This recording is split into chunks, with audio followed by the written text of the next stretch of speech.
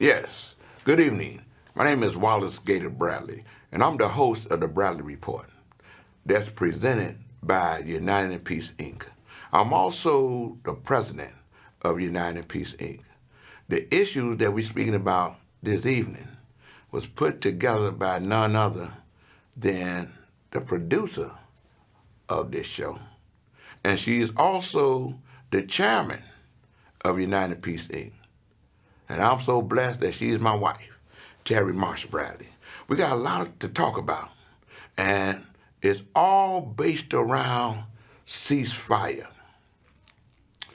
in Gaza and the migrant piece, and finding out who really want to solve the problem at the border. So without further ado, I'm here for you. To God be the glory. And Amani, let's get on with the story. News and negotiations drag on over a proposed 2-month ceasefire between Israel and Hamas. Some local union leaders are joining with elected officials, throwing their support behind a proposed city council resolution calling for an end to hostilities. We urge the Chicago City Council to stand on the side of justice by passing the resolution calling for a ceasefire. The resolution has been hotly debated at 2 previous council meetings. Alderwoman Rosanna Rodriguez has amended a resolution so it now calls for the release of all hostages and for allowing humanitarian aid, but it still faces an uphill battle for enough votes on Wednesday. We have been doing a lot of work trying to educate not only our colleagues but all the public in how important it is to pass a ceasefire right now. After Hamas sparked the war with its October attack on Israel, this conflict has divided the council. Jewish organizations are campaigning hard behind the scenes to get alderpersons to vote no on the resolution. And so for aldermen to push forward with rhetoric, with vitriol, that is so harmful, that creates a dangerous environment for Jews, shame on them. Supporters of the resolution hoping the message also reaches the White House. We need the United States, along with other nations, to be leaders that bring everyone to the table. We need peace, and we need it now. There's a lot going on here that is not recognized by the City Council's resolution, and for that I'm sad, but the reality is I don't think it'll have any real impact. Among the unions supporting a ceasefire, the Chicago Teachers Union. Coincidentally or not, tomorrow students from nearly a dozen CPS schools have scheduled a noon walkout in support of ending hostilities in Gaza. At City Hall, Craig Wall, ABC 7 Eyewitness News. You know, I was at a meeting over at Rainbow Push. I believe it was Sunday. May have been Monday, because the day is Tuesday, Monday. And it was some young adults preparing to make a move about peace in the spirit of Martin Luther King and Jesse Jackson. Because you got to remember, it was a war in Vietnam. But Martin Luther King was for peace and a movement for the poor people at the same time. And Reverend Jackson was there, along with his wife Jackie was there. And there were some other elders that was there to let the millennial generation know that it's their season to be the leaders of Generation Z. And we were willing to aid and assist them. And they was talking about this. We read in the news where students at different high schools walked out of high school for this peace. And at that meeting, and just like the young adults that we heard, and that's a young senator, state senator,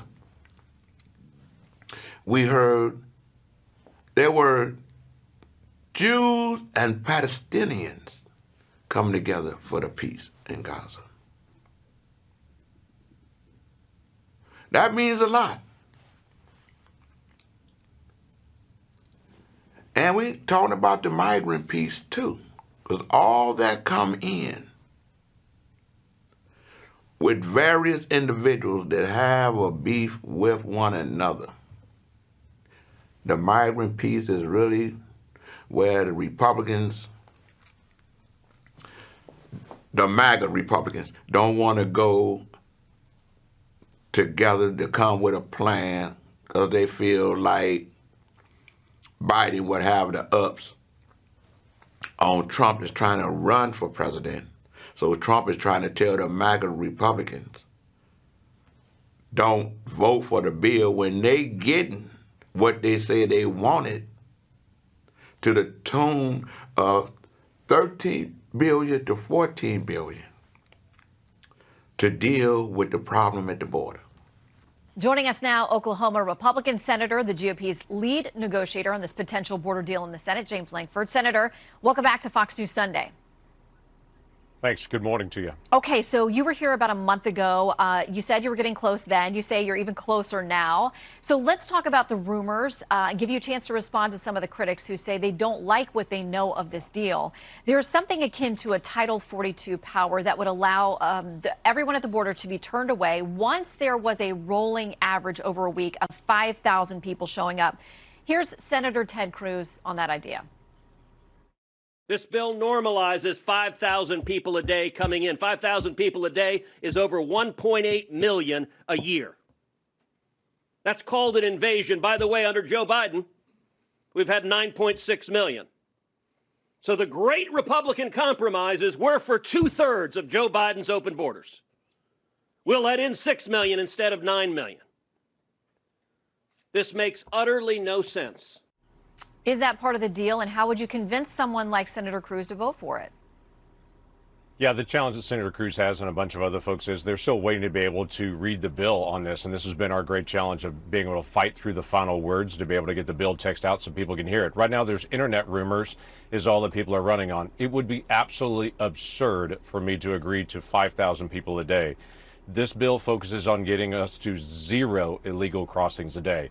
There's no amnesty. It increases the number of Border Patrol agents. It increases asylum officers. It increases detention beds so we can quickly detain and then deport individuals. It ends catch and release. It focuses on additional deportation flights out. It changes our asylum process so that people get a fast asylum screening at a higher standard and then get returned back to their home country. This is not about letting 5,000 people in a day. This is the most misunderstood section of this proposal. Let me tell you briefly what it is. In the last 4 months, we've had 7 days. In 4 months, we've had 7 days that we had less than 5,000 people. This is set up for if you have a rush of people coming at the border closes down, no one gets in. This is not someone standing at the border with a little clicker saying, I'm going to let one more in, we're at 4,999, and then it has to stop. It is a shutdown of the border, and everyone actually gets turned around. Okay. That's the focus that we have right now, is how do we actually intervene in this administration and turn people around, not let people in. So there may be some initial measurement. You get to that rolling 5,000 in a week, and then it's 0 from that point on, but there is some initial measurement. Our Bill Malugin is reporting that the number would dial back then to about 3,750 a day at the border, and then once you hit that for about 2 weeks, the gates would open again. Can you confirm or deny that? Yeah, it's not, again, it's not gates opening. That's a misunderstanding of the bill itself. It's how many can we process and actually deport. When you raise the standard for people coming across, when you increase the detention beds, when you increase deportation flights, you're not letting people in. And people are thinking about how the Biden administration is running it now. Right now, the Biden administration is allowing, for instance, 1,500 people a day just to come to the ports of entry, get a work permit, and get released in the country. People coming between ports of entry get what's called a notice to appear and get released in the country. All of that stops. We're focused on how many people can we process quickly and then deport out of the country, not release into the country. It would be absolutely absurd for anyone to be able to propose something to say we're just going to slow the number of releases. We're focused on how do we actually enforce our border and get us back to 0 people actually crossing the border illegally. Every administration has struggled to be able to get the authorities in place to be able to actually enforce our border. Let's put them in place. So, Senator Mike Lee, you brought up the idea of work permits. He's addressed this too, because I know you've said you want to set the bar higher for getting in on asylum. So you say a lot of people won't make it through that initial screening process and they'll be immediately turned away. His concern is for the people who do make it through, that right now they'd have to wait 180 days for a work permit. He says now that period would go away. People would get work permits immediately, turning up the electromagnet to bring people into this country. Yeah, so there's two different ways you're getting work permits. If you come to a port of entry right now, the Biden administration is just giving a work permit the first day you walk across the border. You don't have to apply for asylum. You don't have to qualify for anything. It's literally just show up, tell us your name, and you're in the country. They're just asking that, quote unquote, tell us in advance that you're coming. That's their only limitation on it. The second group is people apply for asylum. They don't actually qualify for asylum. They just apply for it. If they apply for it 180 days, they get a work permit. These are the folks that are driving all the blue cities crazy because they're wandering around all of these different cities on that. We end both of those to be able to make sure that the only people that are getting a work permit coming through this process are the people that have gone through a strenuous evaluation, have been evaluated, are likely to be able to end up with asylum. Those are the individuals because they're most likely going to stay here. That's a fraction of the people that go through the process. The vast majority of people that actually go through this process will be turned around and when deported. We are still the United States of America. We are still open to legal immigration in the process. And if people are legally going through the process and they qualify and they've gone through the vetting and such, yes, we would still continue to be able to have those work permits, but we're stopping the free work permit pass out at the border. And the if you just sign up and give us your name, you'll get a work permit. Those just end. Okay. President Biden spoke about this last night on a campaign rally, and he said essentially if the bill were law today, it would shut down the border right now and fix this whole thing. So a lot of Republicans are saying he has things he could use now, executive powers and laws that are not being enforced. So why give him this in an election year, the cover of this deal that, you know, critics say is still going to let a lot of people in, but he gets to take a victory lap that he's gotten something done. Yeah, well, it's definitely not going to let a bunch of people in. It's focused on actually turning people around on it. It is interesting. Republicans 4 months ago would not give funding for Ukraine, for Israel, and for our southern border because we demanded changes in policy. So we actually locked arms together and said, we're not going to give you money for this. We want a change in law. And now it's interesting, a few months later, when we're finally getting to the end, they're like, oh, just kidding. I actually don't want a change in law because it's a presidential election year. We all have an oath to the Constitution, and we have a commitment to say we're going to do whatever we can to be able to secure the border. Just as a quick, for instance, the last 4 months, we've had 50 people cross our border on the terror watch list. 50. We've had tens of thousands of people that were declared by this administration a national security risk that came across our border and were released. It is our constitutional obligation to be able to secure our country as fast as we can secure our country. This puts in mandatory pieces that haven't been there in the past to make this administration actually enforce the law.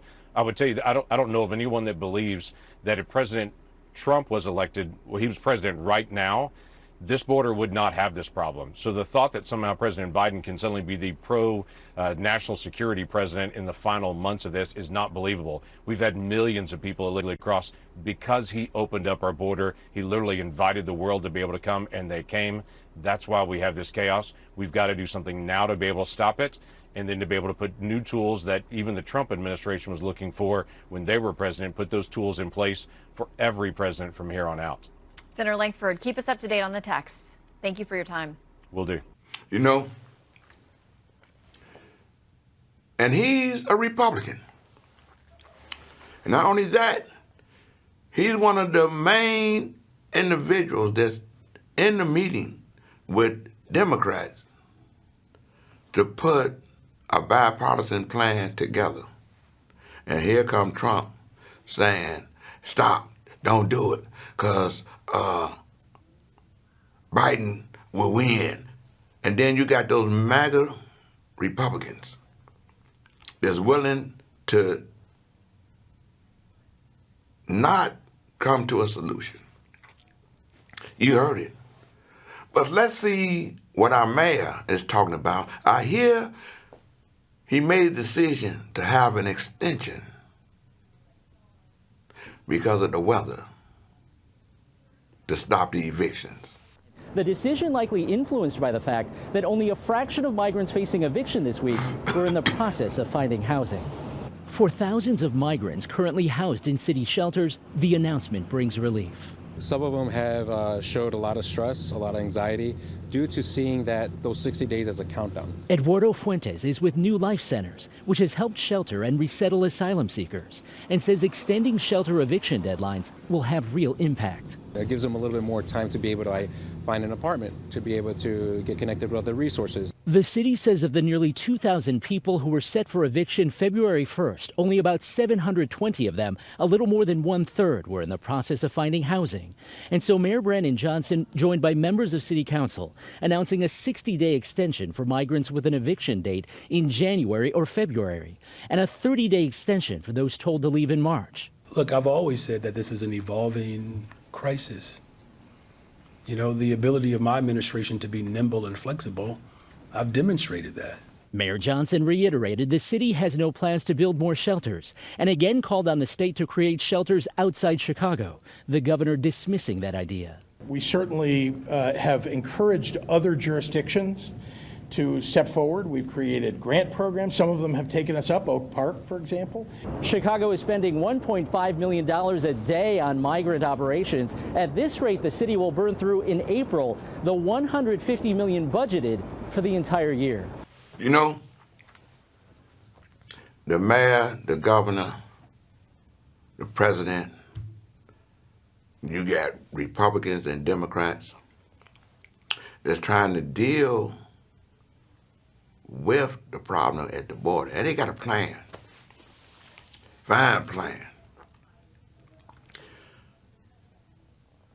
I share this with you, our viewing audience, because I see it and I believe in the same in our community. And I'm speaking as an urban translator. It's known as a telephone telegram, TikTok, and tell a Negro what's happening, because we as a people got to come together.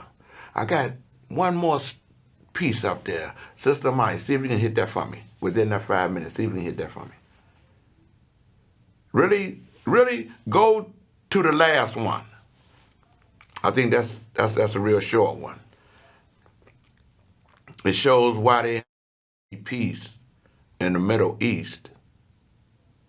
Because if we don't, it's going to be an extended war. We're learning more about the 3 U.S. soldiers killed during a drone attack in Jordan Sunday. They've been identified as Specialist Breonna Moffett, Specialist Kennedy Sanders, and Sergeant William Jerome Rivers. All 3 are from Georgia, and at least 34 other people were injured in the attack. The White House blamed Iranian-backed rebels for carrying out the strike, but a senior official told ABC News the working theory is that the enemy drone slipped past air defenses because it may have been mistaken for a U.S. drone, and the U.S. is likely factoring that potential failure into their response. Iran has denied any involvement.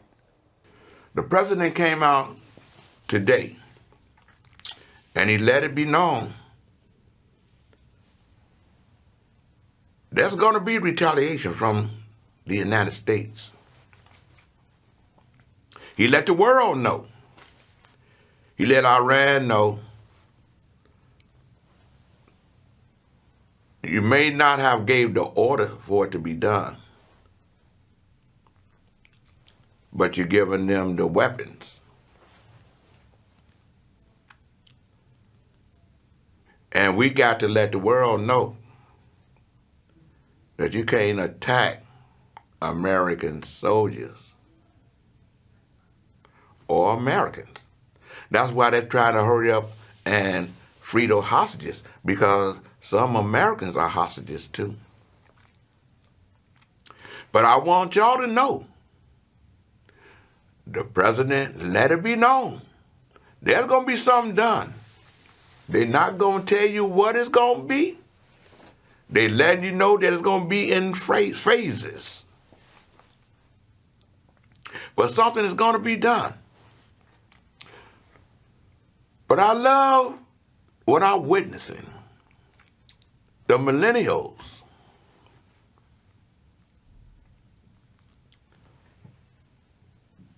accepting their responsibility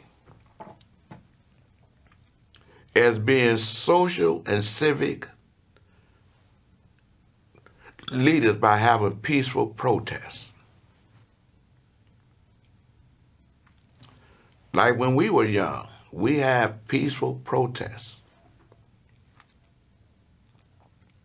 And it's beyond race, ethnicity, gender.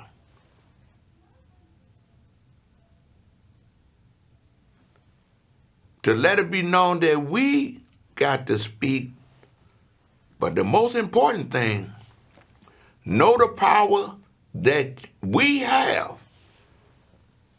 Whether you millennial, whether you Generation Z, elders or senior citizens from 18 to 90. If you ain't registered to vote, get registered to vote. They came down that they not gonna knock Trump off the ballot in the county of Cook or in the state of Illinois. I'm glad of that. The people aren't confused. The women aren't confused. Those that understand affirmative action aren't confused. And we're going to vote against those Republicans, especially those MAGA Republicans, to make America be what it's supposed to be, inclusively, for the betterment of everybody. So, to God be the glory. That's my story. Vote, don't choke.